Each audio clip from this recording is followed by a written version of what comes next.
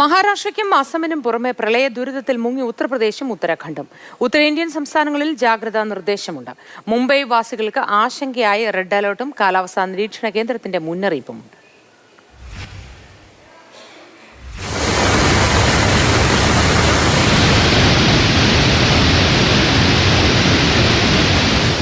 കാലവർഷം കനത്തു.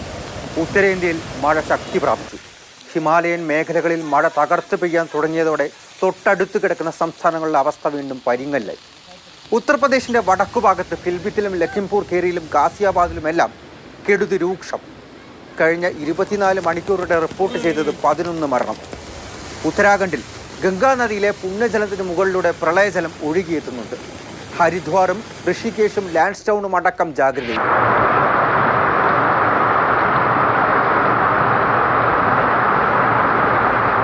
പർവ്വതനിരകളിൽ നിന്നും ഒഴുകിയെത്തുന്ന പ്രളയജലം പതിവായി ഡൽഹിയെയും ഹരിയാനയും പഞ്ചാബിനെയും മുക്കും. ഹിമപാതം ദുരന്തത്തിന് വഴിവെക്കും. അസമിന് പുറമെ ഇരുണ്ടു തുടങ്ങിയ കാർമേഘങ്ങളെ നോക്കി ജാഗ്രതയിൽ. അപായ സൂചനയെ ഭയന്ന് നിരവധി സംസ്ഥാനങ്ങളുണ്ട്. ഇന്നലെ 6 പേർ കൂടി മരിച്ചതോടെ അസമിലെ മരണസംഖ്യ 84ആയി.